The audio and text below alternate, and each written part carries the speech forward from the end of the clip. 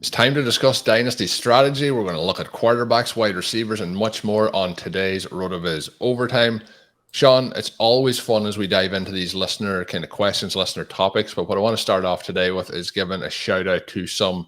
This is something I want to try and implement into our shows going forward. We used to do it, we haven't done it in a while. Is implement some of those podcast reviews and thank the listeners for dropping us a 5-star review on their favorite podcast app. I know we get a lot of feedback that a lot of the different podcast platforms still, for some reason in 2023, don't allow for ratings or potentially for comments. But I know Spotify has started to open that up. I've seen people sending us some with the Spotify logo on it. But Apple Podcasts is generally where people leave their reviews. But I want to give a shout out, and we're not going to go through each and every word of the review, but Ben Durr has left one, Edgar has left one, and our buddy Frank Duffy. And I know from Frank, I know he does... What do we ask to do? Frank is a good friend of ours here. He goes in and he just likes to update it a little bit from time to time. That boosts it, puts him again, I guess, to the top of the queue where you can see those reviews that have been left, most recent, but also to help support the podcast. We really do appreciate Frank when he does that. He says, get it while it's hot. So appreciate Frank very much. Appreciate the other ones. And really kind comments in there. So thank you very much. We will read out some of them from time to time, but I had meant to do this for a week or two. I had 3 backed up, and we'll read out full reviews as we move forward. But drop us your review on your favorite podcast app. Much, much appreciated. Shawn, it's Dynasty conversation time. We have done a lot of best ball over the last few weeks, so it's time to dive into those Dynasty streets again. It is. Doing the Dynasty Reanimator series has been one of our favorite show series, and it's a lot of fun to think about our team.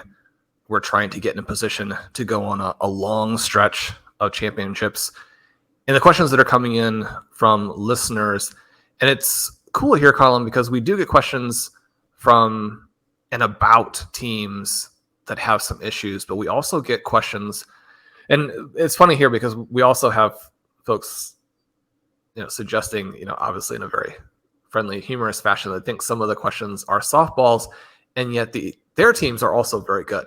And the cool thing about this, I think, is that we have this incentive. People feel the impetus to continue to push forward and not just rest where they are. How can I make the team better? So Alex has a team here with Lamar Jackson, Trey Lance, Sam Howell. It's a 1 QB format. It's a half PPR format. And this team has been built around running backs because that was where the opportunity was in the draft, which I love. So you look at the running back depth chart and you have Christian McCaffrey, Jonathan Taylor, Saquon Barkley, Alvin Kamara, Antonio Gibson, some deep names that we like in terms of Chuba Hubbard, Rachaad White, obviously a controversial player right now, someone who looks like a starter. I mean, the team is loaded at that position. And so you're wondering, what can they do with that? Would they perhaps decide to trade out of a few of those players to build up the other spots? Maybe look at an elite tight end, a younger player there. The tight ends on the team, you have Dallas Goedert, you have Greg Dulcich. They're in pretty good shape. The question is about receiver and about not having enough firepower there. And yet I think that a lot of listeners and a lot of casual Dynasty players would still feel good about this roster. It has Stefon Diggs. It has Terry McLaurin. It has Mike Williams, Calvin Ridley, Deontay Johnson, Brandon Ayuk, Rashad Bateman, and then a younger guy in Christian Watson. Now, the question here... Also has Marvin Mims and Cedric Tillman on the taxi squad. Down on the taxi, exactly. And so I think a lot of players would consider their roster pretty loaded. Yeah, if they had those names. But outside of Christian Watson, you don't have a lot of true youth here. And, like I said, we've gotten the really unfortunate news on Rashad Bateman. Hopefully that clears up. I like the idea of moving these guys. One of the things that we do know, one of the things that happened last season, it was one of the main elements of 22 that made 22 what it was that old wide receivers scored well, especially old elite wide receivers like a Stefon Diggs, like a Devontae Adams. And so I think those players have a little bit more value right now than they're going to have in a lot of seasons. So when you look at a Stefon Diggs, a Terry McLaurin, a Mike Williams, a Calvin Ridley, Those guys, I think, are all tradable above their true value. Now, when I say above their true value, I'm not necessarily saying that you can get more than their ADP, but I think their ADP is still a little bit higher than where I would have them. Now, again, it's a little matter of where are they overall versus where are they positionally. If you pull up my Dynasty rankings, you'll tend to see the wide receivers are elevated, but then, so they might be above ADP, but the positional ADP is shifted such that they wouldn't be a value there. Some of the guys that I've been trading recently, I've been moving Ridley off of some teams. That has some risk because he could come back and immediately be one of the top 5 wide receivers in the NFL. But if you can get someone who values him the way he's being valued in redraft, then it's interesting to at least take some profits there. And it's not really a profit exactly. You've been holding through the suspension. It's a cash out almost. Right. And so cash in on that chip that you've held for 12 months. You're like, I can get out of it before the same thing happens to him that happened to Josh Gordon. Now, I don't think it's going to be the same. The things that we're hearing too about practices there with the Jaguars is that Calvin Ridley looks good. He looks like the best of their receivers. And frankly, Christian Kirk and Zay Jones were pretty good last year. So that says something. You don't want to move him just to move him. But if you can get someone to pay, I like that. You also have this element here with a Terry McLaurin. It is a McLaurin Howell team. You can play a little bit of that together. We talk about that not being necessarily hugely important in Dynasty. But if you can get a value for McLaurin that, again, reflects where people are on him in redraft, that I think that you make that move and get younger, even if there's a strong possibility you actually give up McLaurin's couple best years. But if you can get that value and turn it into something different on your team, you have to look at it. Stefon Diggs, he's a tricky name to get out of because his ceiling is so high and his ability to help you win this year is so significant. And yet, because of his personality, the questions are always going to be, when does he go to zero? If you can sell him at the level that he performs, then I think that makes sense.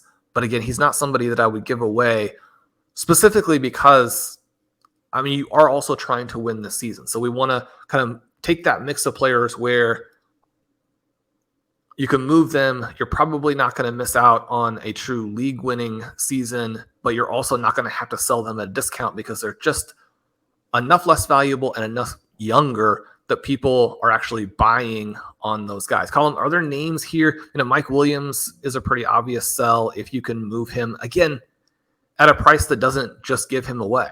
Because if you're not getting something back, take the chance that Mike Williams is the guy who stays healthy.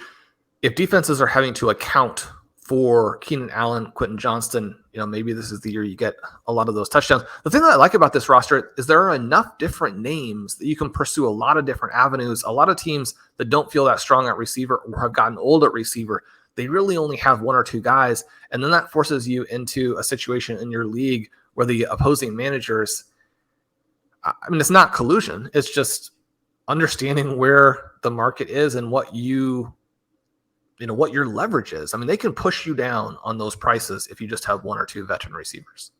Yeah, and the other part of that, it's a one quarterback league, but it is half point PPR. So when you're mentioning, the running backs that are there, McCaffrey, Taylor, Barkley, Kamara, it's almost, you get into Antonio Gibson being the next option. There is almost an embarrassment of riches at the running back position. So in half point PPR, that's obviously going to be advantageous.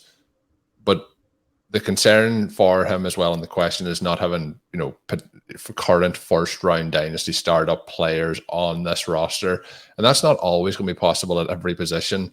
It's not always going to be possible in any position when you're looking at, a 12-team league, for example, to have a number of those assets. The part you mentioned about the softball question was a team we did this for a few weeks ago. He mentioned that they had 5-year top 8 wide receivers on their roster. So maybe not the same, but in terms of running backs here, this team's loaded up. You mentioned Chuba Hubbard, Rashad White's there. But when I'm looking at this team, Shawn, the concern I would have when we're looking about perpetual reloading is we have quite a high majority of this roster is at a part where it's potentially in the next 2 to 3 years, this team really ages out and becomes very old. So you want to have some of these players on your roster, but I don't think you want to have a high percentage of them all at the same time. So you have McCaffrey, who's obviously moving up in age. You have Alvin Kamara, who there's the concerns about, which it may not be really possible to move him for what his true value maybe would be this offseason. But he's there. Saquon Barkley with his contract situation with the Giants and what happens there. But when we get into the wide receiver positions, we are looking then at Diggs, who you mentioned there, Mike Williams. You know, all these players are rising up. And then the only real young option, sorry, I can add Terry McLaurin to that list as well, but the only real young option at wide receiver being Watson. So I think it's about trying to freshen this roster and make it younger by moving those older players. And that may be, you know, to do that, you may have to move one of those running backs to get in a wide receiver. So then you can move a wide receiver to get it younger. I think other managers potentially looking at this roster and trying to make a trade may realize that that is what you're trying to do with how things are currently set up. So Diggs, you mentioned the exact scenario where you kind of have to get the value that he's worth, but that will be difficult and depending on your league. Some people will pay up, some people won't. But I do think that this team, without making moves this year, in 18 months' time and 24 months' time, this team could look like a team that nobody really wants to manage based on having a lot of talent now, but that window is closing pretty quick. Would you agree with that? I think so. But the issue is, how do you squeeze out the most championships, you know, over the next 6-year window, for the example? This team is just so good. That is a balance. This team could potentially win the next 2 championships. It's hard to imagine teams actually being able to compete with this. Yeah. Because it's so deep, Colm, too, I think the thing that you're mentioning there is that you could move one of the running backs and your starting lineup is still fine. You can the other thing when you mentioned depth, one of the things we do see with the teams who have, say, some of those first-round talents that we're talking about is that the depth sometimes is very, very minimal. So, for example, at wide receiver on this roster, it is Mike Williams, who we do have a number of concerns around this year, but Ridley, Johnson, Ayuk, Bateman, Watson. You know, when it comes to bye weeks, you're not going to have a shortage of options of who you can plug in and start in your lineup. So that is also an advantage of this roster. Yeah, I mean, the team just looks so good. I would try and trade Rachaad White above what his true value probably really is. I mean, you can move 2 players off of this roster and still almost certainly have enough depth to compete for the championship this year. And so, unlike most aging teams where it's either all in or all out, this team can do both. And I would encourage them to do it. It's just too good of a team to actually sell, but you can move some of your bench pieces. Those guys have value. I'm excited to hear how the season goes and what they decide to do.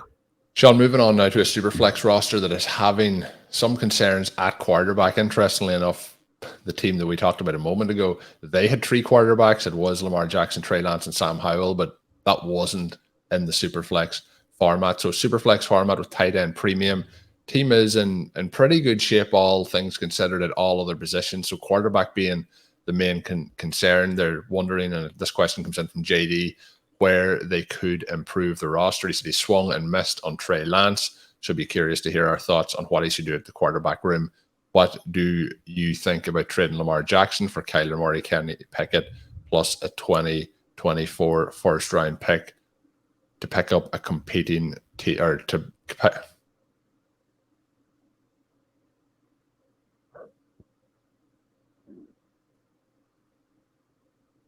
and a 2024 first-round pick? That is interesting to me, Shawn. Interested to see where that pops up based on your rankings for those 2 quarterbacks in the first-round pick for Lamar Jackson. Just looking at that, it feels like it'll be something that's very tempting to do. But the roster in general, wide receiver is A.J. Brown, T. Higgins, Jerry Jeudy, Treylon Burks, Jahan Dotson, Elijah Moore, Marvin Mims, Khalil Shakir, Taquan Thornton. Then we get into running back. We have Bijan Robinson, Breece Hall, Jarrett McKinnon, Devin Achane, Jerome Ford, Jalen Warren, Ty Chandler, Sean Tucker. And then tight end is a lot of our favorites on here, and Kyle Pitts, Sam Laporta, Greg Dulcich, and Chig Okonkwo. So tight end premium loaded up there. And I think, Shawn, very, very strong. Just that second super flex position is having some challenges. How does that potential trade, I don't know if that's been offered to him, if that's something he's thinking about offering, how does that fit with what Lamar Jackson would be worth in your Dynasty rankings. Yeah, I mean, this is a trade that really is a matter of this year versus winning easily in the future. And he mentions that the person he would be trading with is a competitor this year, someone going for the title. I mean, again, this team is absolutely loaded. And so I can't imagine too many teams being able to compete with this roster. So you think Lamar Jackson... Sorry to interrupt, Shawn. It's possible too that in tight end premium that some of these tight ends will outscore in that super flex spot other quarterbacks throughout the season. Yeah, I mean, you've got 4 tight ends that people like. You have quite possibly the 2 best running backs in fantasy. You have the two running backs I have rated in the top 2 spots for Dynasty, and Shawn Robinson and Breece Hall, and then you have some depth. You have 5 exciting wide receivers plus Elijah Moore, who could jump back into that group, and then some players who probably don't hit but have a wide range of outcomes below that who could rise as well. And then you have Jackson, Lance, and Howell. And so the Lance element is obviously very frustrating because if you had Lance on that team, I mean, you're just... 12 months ago, it's just a completely different deal. Like 12 months ago, you're looking at Lamar Jackson, Trey Lance, and thinking, this is wonderful. Yeah, you think it's going to be championship after championship after championship. So I do think that you have competing incentives here, which is that if you make the trade, it does slightly decrease your chances of winning. And yet, I mean, you have to have a massive, massive gap on the long term between Lamar Jackson and Kyler Murray to not make this trade. I think that Lamar Jackson is better. I think he's going to run more effectively in the future. I think he's going to score more points. I don't know that he's necessarily a better passer. I don't know that the Ravens are going to stick to their philosophy of being more aggressive in the passing game this year. You get that 2024 first round pick. You get Kenny Pickett. I mean, one of the things with Pickett is, I mean, he's not Zach Wilson, and yet he probably settles in, you know, in that Derek Carr kind of range where he doesn't really move the needle for teams. And yet in Superflex, if you pick him up along with the rest of this trade, the quarterbacks are so valuable for future trades that he's a really big piece. And there is a possibility that with the weapons that he has, that he hits this year and does more than people realize. He's also a sneaky rusher. Not that he's going to be a hybrid QB, but he's in that range with like the Trevor Lawrence's, the Patrick Mahomes's, where you're adding just enough that if you throw effectively, your score will work. And the 3-for-1 there, the flexibility that you get, a lot of it also comes down to Sam Howell. Sam Howell hits this season and you've moved Lamar Jackson, then, I mean, maybe you have just given up a championship for no particular reason. But when you're looking down the road, even to the second half of this year, and you have Murray and Pickett and Howell and then Lance coming back and bringing some value for you at some point in the future. I mean, Lance's value doesn't go to zero by any stretch. Your team is built so powerfully to withstand the different forces that could happen. If Pickett and Howell play okay, and then you get Murray back for the fantasy playoffs, you can win this year. But I don't think that you take yourself out of the equation for the 2023 title by making this move. Again, a really cool team. Good luck to JD. We'd love to hear what you decide. This is an awesome roster. Yeah, and the final question we have for today, Shawn, comes in from Richard, and he's looking about an upcoming Dynasty rookie draft. I'm always interested in, as rookie draft season goes on, some of them are before the draft, the NFL draft that is, some of them are right after, and some of them then spread out a little bit later. So this one is coming up in the next week. He mentions he owns the 107.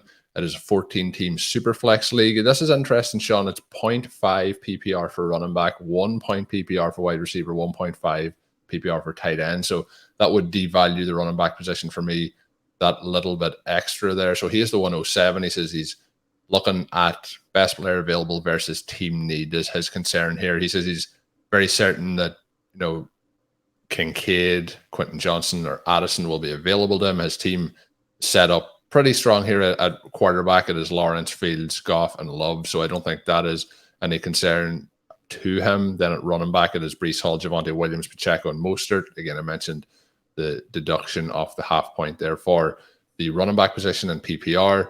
We have Chase, Wilson, CeeDee Lamb, Higgins, Judy, Elijah Moore, and Kadarius Toney. So wide receiver is looking to be a real strength there. It's Pat Fairmouth, it's Jelani Woods, Gerald Everett, Daniel Bellinger, and Hunter Bryant at tight end. So pretty balanced roster, pretty strong roster, Shawn, in terms of the general roster. Looking at it post-draft or pre-draft, sorry, there's no immediate position in need. Running back is probably the one that you would address more so here, but I think even with the strengths at particularly wide receiver and tight end, making those strengths even stronger is probably the way to go. He mentions that with Gibbs a lock to go before his pick and with his stash of wide receivers, he said it's very hard not to go with Kincaid or alternatively trading the pick. Would love to see how we would play this. He said his future draft capital is non-existent until 2026 with no real flexibility to trade up. So he has traded, I don't know if that's a misprint, but 2026, that is a lot of draft capital to have moved here in 2023. He mentions his brother, Jono, who also has communicated in with the podcast, is an avid listener as well. So shout out to the two brothers. But he owns 4 of the 6 picks before him in the draft and isn't trading either. So he's not going to be able to trade up. There's some friendly family rivalry here in this league. So thanks to Rich for sending in that. So Shawn, question becomes best player available versus team need. And this is always a dilemma for people. I think with this roster being so balanced, it makes it less of a concern. I think with it being at that spot of the draft and running backs being gone. But if you are at the 102, I don't really think it's a case of if you can get Gibbs, you're just going for position of need. I think on this roster, that's a very balanced decision to make. But when it gets to Kincaid, and we've talked about this on some of our Dynasty conversations and on some of our best ball drafts, we've talked about drafting Sam Laporta quite a bit, Michael Mayers in the conversation. Dalton Kincaid at that point for me, and with that tight end position, I know Pat Fairmouth's there, but I'm thinking, depending on what the options are, for example, in the second and third round of this draft, the likes of Mayer potentially getting to a spot for him to select. We don't have the information off those second round picks, or Laporta being there. I would much rather take the wide receiver in the first round and head on that way. Maybe the second round pick isn't an option, but for me, I think I'm going here with Quentin Johnson as the selection. Are you leaning that it should be tight end based on how the team's set up, or are you going to just smash that wide receiver position? It's tricky for the reasons that you mentioned. This is a really good team for a 14-team league, and you can understand how the future draft capital would have been spent to build this team up, to have the depth at the QB position in Superflex. Again, when you have 2 additional teams in the league that you're competing with, it's really well built out, and there'll be some opportunities to move some of these guys for picks in the future if Richard decides to go that route. I would be thinking a little bit of that with the selection here, where it should be a little bit easier for Quentin Johnston and Jordan Addison to either stay where they are or to raise their dynasty profiles during this rookie season than it will be for Dalton Kincaid. Now, we mention him all the time. I always mention Aaron Hernandez, which is one of the names who pops up in the box score scout in relationship to Kincaid. I think with Kincaid, the decision is really a matter of how much regret you're going to feel if you pass and he blows up. And the question is, how much exposure do you have either in other dynasty leagues or other formats that would kind of balance that regret? Because I do think that the best pick is probably still Quentin Johnston. I also think that the best way to play it globally is to move back and to select Sam Laporta or Michael Mayer. And yet there is this outcome that is very real. It's not the most likely, but it's very real, and it's one that a lot of people are betting on very heavily, where Kincaid has almost a scorched earth type of rookie season, and his value is so high at that point that it makes every other part of this conversation moot. And so when we're pricing the different scenarios with Kincaid, it gets a little bit more difficult than with most players because you have a scenario that's just so provocative. And if you get it wrong, are you going to feel like you were personally wrong and you didn't play it in a way that would have changed your team and changed your team's future for the next 4 or 5 years, and you're going to spend a lot of time obsessing about that and not feeling good? Then I think that the downside is such that, don't pass, right? Take him in some best ball drafts, select him in your dynasty leagues where it makes sense. I have Johnston and Addison a little bit above Kincaid, but they're kind of in this tier together to where if you have the need and you're wanting to get some Kincaid exposure, I would kind of go that route. It can be a situation where just to deal with the emotions of it, to know that you have a little bit of exposure so that when you're watching games on Sunday, it can be really easy to forget about that element or to prioritize it too heavily. So we want to kind of work to make neither one of those things happen. You don't want to completely ignore your emotions when you draft these teams, but you also don't want to be so emotional that you end up with a ton of Kincaid and don't get Laporta and don't get Mayer. So that goes a little bit beyond the question. Colm, you and I try and answer these questions from a perspective that will hopefully help all the listeners. I think this one is so close to a toss-up that if you need Kincaid exposure, go with it. I would probably still take Quentin Johnston, but I don't think it's such a clear-cut decision that it pushes you in any direction. I think this one is close enough that you go with your gut and you balance out your overall exposures.